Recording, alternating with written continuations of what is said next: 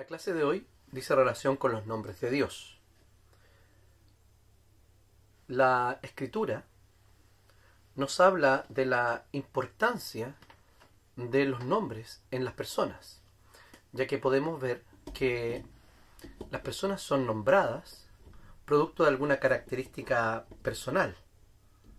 Esto lo podemos ver desde cuando Adán pone nombre a Eva, o cuando por alguna característica personal o por un evento histórico relacionado con Dios, los padres ponen nombres a sus hijos. Entonces los nombres son tremendamente importantes en la Biblia. El teólogo bíblico Gerhardus Voss escribe lo siguiente: en que Dios, a través de ellos, nos llama la atención sobre los atributos más importantes sobre su ser. Este ser tan rico y completo que necesitamos contar con algunos puntos de referencia para poder comprender el resto. Los nombres de Dios no son sonidos vacíos, como nombres de las personas, sino que tienen significado y contribuyen, a nuestro conocimiento de Dios. Aunque las Escrituras registran varios nombres de Dios, también hablan del nombre de Dios en particular. Por ejemplo, se usa en sentido genérico en las siguientes declaraciones: no tomarás el nombre de Jehová tu Dios en vano. Cuán glorioso es tu nombre en toda la tierra. Cité Éxodo 20, ahora Salmo 8. El Salmo 76 dice: en Israel es grande tu nombre. Torre fuerte es el nombre de Jehová. A él correrá el justo y será levantado. Proverbios 18:10. Louis Berkhof señala en su teología sistemática que en estos ejemplos el nombre da a entender la plena manifestación de Dios en las relaciones con todo su pueblo o con una sola persona, de manera que se convierte en sinónimo de Dios. Vamos a considerar los nombres de Dios en el Antiguo Testamento. El nombre El Elohim o el Elión o Elión. El nombre El es el más sencillo por el que se designa a Dios en el Antiguo Testamento. Elohim, por ejemplo, es el nombre plural que manifiesta el poder de Dios y la plenitud del poder de Dios. De hecho, es el primer nombre que la Biblia, por la cual la Escritura lo llama, en el capítulo 1, versículo 1 de Génesis. El nombre El, como dije, es el más sencillo y tiene sentido de ser el primero, el Señor, el fuerte, el todopoderoso. También el nombre, con la misma raíz, Elión o El Elión, se deriva de la raíz subir o ascender. Se utiliza para describir la altura de los objetos, la prominencia de las personas. Cuando se hace referencia a Dios, Dios este nombre, se refiere a que Él es el más alto. Entonces la palabra es usada como un superlativo y su uso es evidente de esta forma ahí en el Salmo 97:9, que voy a leer. Todas las citas que voy a leer son en Reina Valera contemporánea. Dice: pero tú, Señor, estás por encima de toda la tierra, estás por encima de todos los dioses. Lo pone a Yahvé, a Dios, por encima de todos los demás dioses. Haciendo referencia a este propio texto, Berkhof indica que los nombres no son nómina propia, o sea, no son propiamente de Dios, en el sentido estricto de la palabra, porque también se usan, como ya vemos, para designar a ídolos, para designar a hombres y también para designar a los gobernantes. Hay otro nombre que es el nombre por el cual Dios se reveló a los patriarcas, el cual es El Shaddai, o el Dios omnipotente. Fue el nombre para el cual Dios elige para revelarse a los patriarcas. Y es la aclaración que el propio Dios hace a Moisés.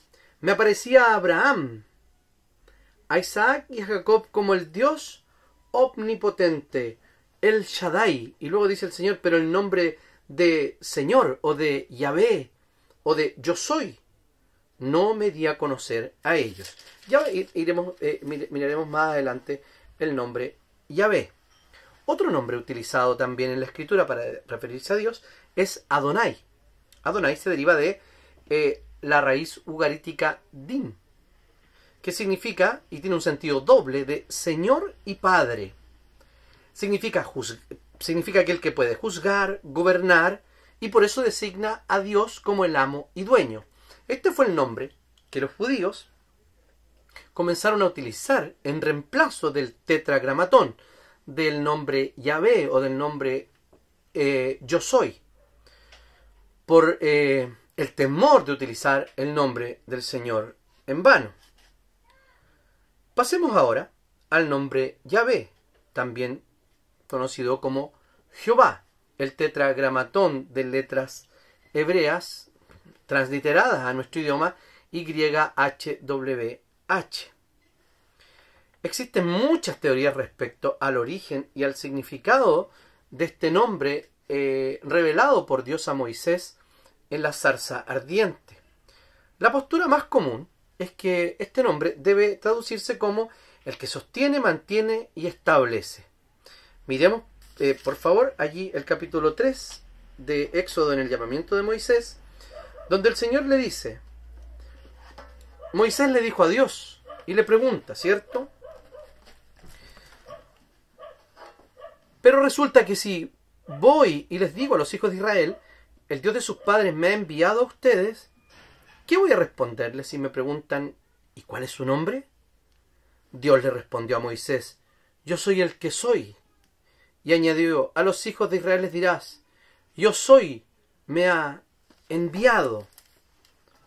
Entonces, esta oración hebrea, que nuestras Biblias traducen como yo soy o yo soy el que tiene existencia en sí mismo, el que no depende de otro para existir, el que era, es y será.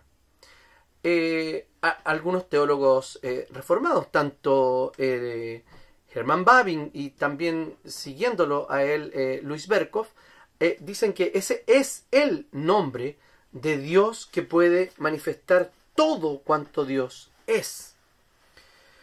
Entonces, podemos encontrar el nombre de Jehová desde el Génesis. Sin embargo, aquí surge una pregunta. ¿Por qué podemos encontrarlo desde el Génesis? Si el propio Dios en el capítulo 6 dice que se apareció a los patriarcas como, o se les reveló con el nombre el Dios omnipotente o el Shaddai. Las teorías críticas o los teóricos críticos ven en esto distintas fuentes para la construcción del Pentateuco y que el Pentateuco tiene una escritura muy, muy tardía e incluso, de hecho, no creen en la escritura, en la escriturización de estas palabras por Moisés. Yo creo que Moisés sí escribió el Pentateuco en su mayoría. Claramente hay porciones que no pudo escribir, por ejemplo, la de su muerte, y es el propio Moisés quien va organizando la escritura. No es que Moisés, o no es que el Génesis se haya escrito de manera automática desde que partió. No, es Moisés quien escribe, y lo voy a explicar de esta manera. Todo comienza en Génesis 3. Perdón, en Éxodo 3. Dios se manifestó a los padres, se manifestó a Adán, se apareció a Noé, se apareció a Abraham, Isaac y Jacob, y así para adelante. Pero el acto de inicio de escriturización de la Biblia se inicia en Génesis capítulo 3. Porque es allí donde Moisés recibe la revelación y también la inspiración para poner por escrito el resto de la escritura, todo el Pentateuco. Entonces Moisés, en un momento de la historia, escribe para aquella comunidad que ha salido de el cautiverio egipcio, que ha estado allí durante 400 años. 10 generaciones que no han conocido o que han oído, solo han oído las proezas de Dios.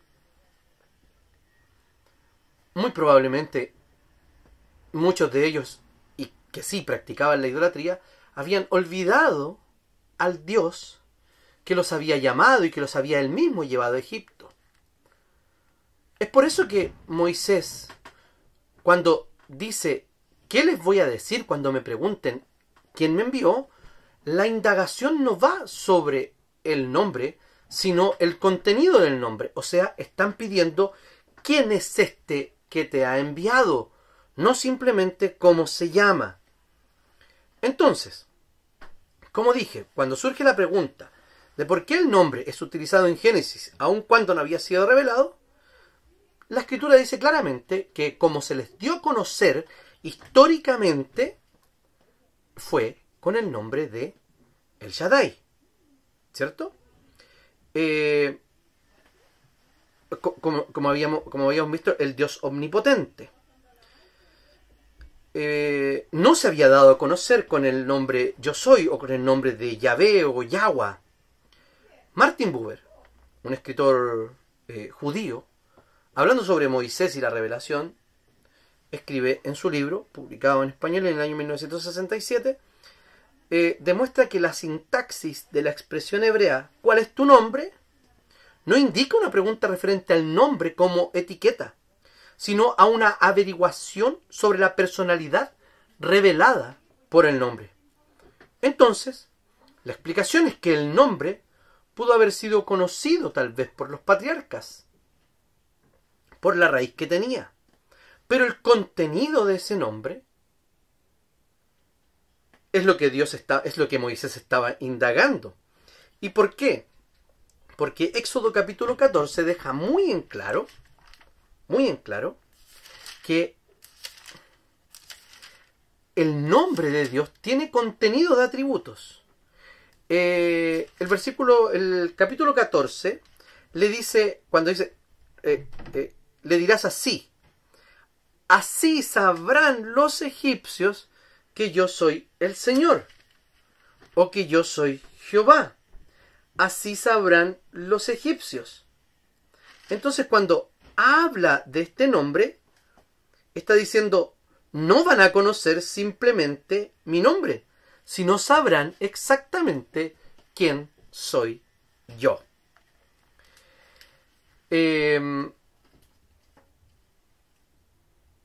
No era simplemente dar a conocer un nombre, sino que este nombre daba a conocer una persona que tenía atributos determinados y sabrían quién era él.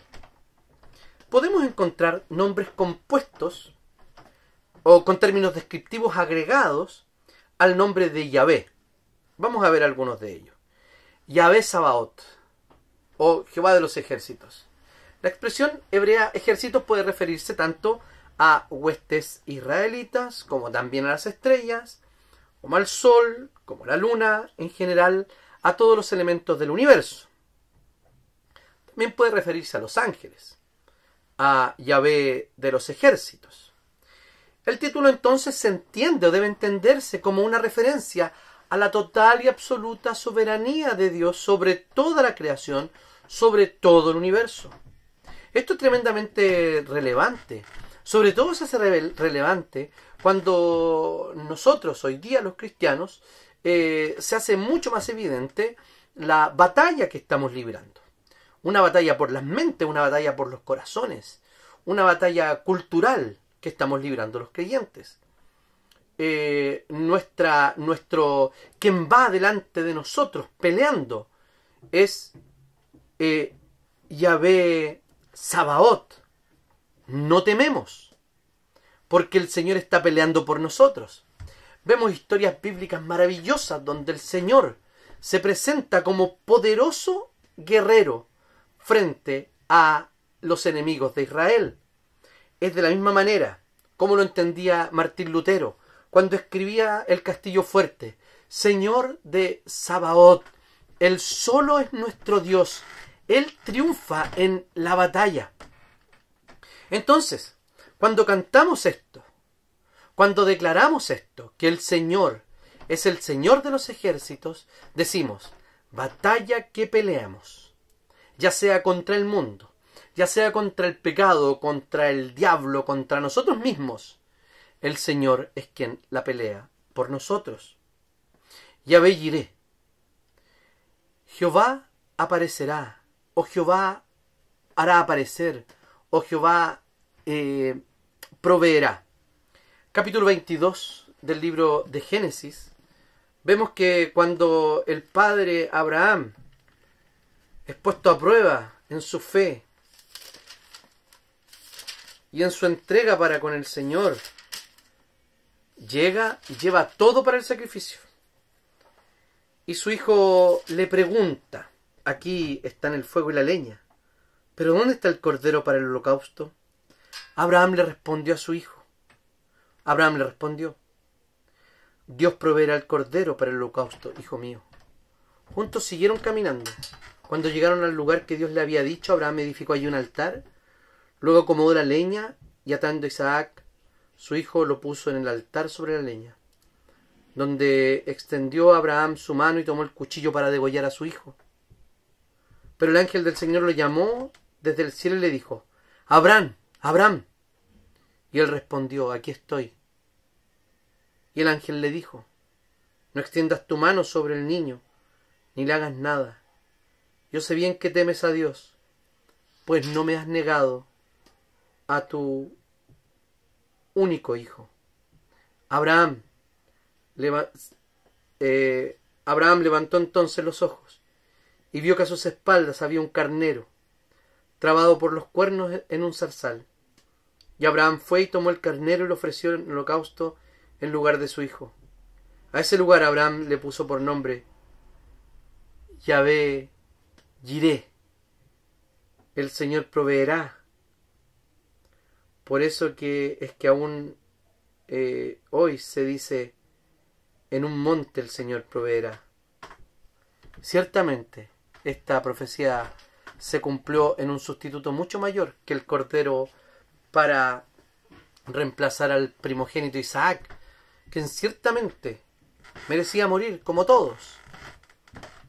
Y el Señor se lo había pedido, Abraham obedeció. Pero era más importante para Abraham la gloria de Dios, Dios mismo, y no su hijo. Tremenda prueba. Cuando levantaba la mano contra su hijo, el Señor proveyó.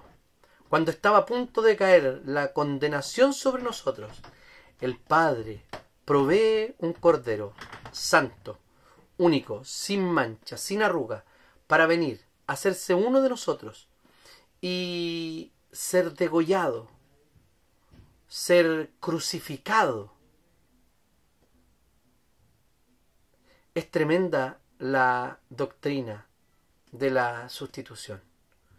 Como Jesucristo, siendo perfecto, vino y vivió la vida que la justicia de Dios y la ley de Dios exigía que nosotros viviéramos. Y también pagó la culpa que la justicia y la ira de Dios exigía que nosotros pagáramos. Cristo vivió esa vida perfecta y murió esa muerte terrible. O sea, Cristo es nuestro sustituto perfecto. Abraham le asegura a su hijo, hijo, el Señor va a proveer. Y ciertamente cuando ocupamos este nombre, nos referimos a la provisión de Dios. Pero estamos empequeñeciendo a la provisión material de Dios. Estamos empequeñeciendo el nombre. Porque cuando nos referimos a Yahvé Jireh, estamos apuntando a Cristo, al pan que descendió del cielo, al que nos viene a dar vida y vida en abundancia, al que nos viene a dar a conocer al Padre, y ese conocimiento es vida eterna. Eso hizo el Señor.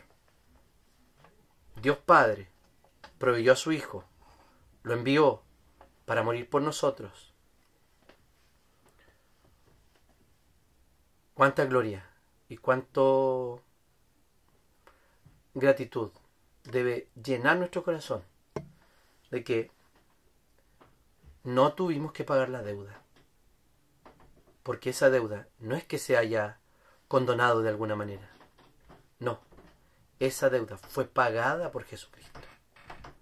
Qué maravilloso contenido tienen los nombres de Dios. Habitualmente, uno como profesor quiere pasar muy rápidamente por los nombres de Dios. Pero pasar muy rápidamente por los nombres de Dios es pasar muy rápido en lo que Dios realmente es y cómo se ha auto revelado y auto manifestado en la historia a su pueblo.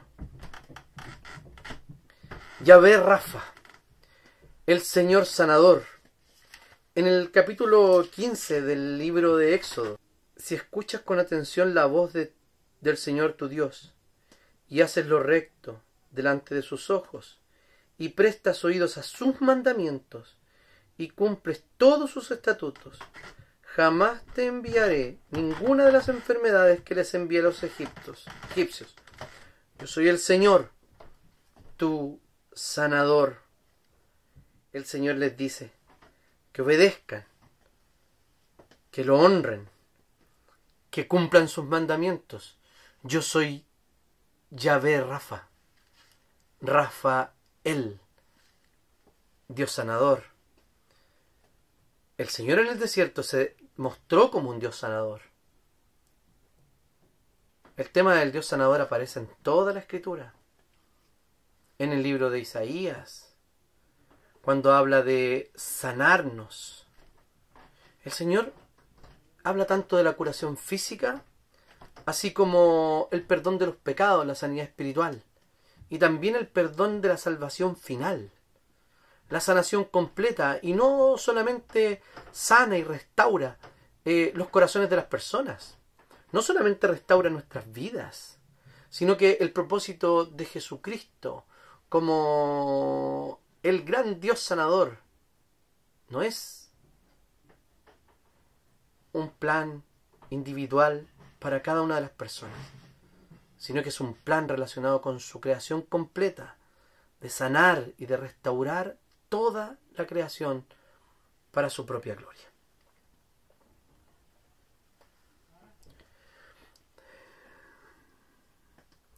Los nombres de Dios en el Nuevo Testamento. Hay tres nombres a los cuales se refiere a la divinidad en el Nuevo Testamento. La palabra tradicional y la palabra genérica, Theos, que significa Dios, es el nombre más usado en el Nuevo Testamento. Es la traducción de palabras tales como El, Elohim y el Elión. Aunque estas últimas son traducidas muchas veces como el Altísimo o el Dios Altísimo. Para los nombres, por ejemplo, el Shaddai, se usan sencillamente equivalentes griegos, los cuales son traducidos como el Todopoderoso o el Dios Todopoderoso. Entonces, el nombre Theos habitualmente se encuentra acompañado por expresiones como mi Dios, tu Dios, nuestro Dios, su Dios. La idea del Dios nacional afina un poco la puntería para esa relación individual que podemos ver en el Nuevo Testamento. Aunque la relación individual del Nuevo Testamento no es una relación individualista. Porque, insistimos, Dios no hace pacto con individuos, sino que hace pactos con familias. Es el Dios nuestro y de nuestros hijos. Entonces, la salvación claramente es personal en ese sentido, pero es familiar en el sentido del pacto. El segundo nombre es Kyrios. Esta palabra significa Señor. Nombre que no se usa solo para Dios, sino también para Cristo. El Kyrios reemplaza al Adonai y al Yahvé, aunque no tiene el mismo significado. Pero sin embargo se proclama a Dios como amo y dueño. La idea fundamental detrás del término Señor o Kyrios, tales como Alfa y Omega, el que es, el que era, el que ha de venir, el primero y el último, el principio y el fin, está refiriéndose a que el que era, el gran señor en el Imperio Romano, ha sido destruido y ha sido derrocado por el verdadero Kyrios, Cristo nuestro Señor. Y el tercer término que se utiliza es el término pater. No podemos saber, o sea, algunos creen que el Nuevo Testamento ha introducido esta terminología de padre para referirse a Dios. Sin embargo, podemos ver esta expresión de relación paternal con Dios, con Israel, en el Deuteronomio, en Isaías, en Éxodo, etc. Aunque sí hay una fuerte utilización del término padre para referirse a su relación con su pueblo, ¿cierto?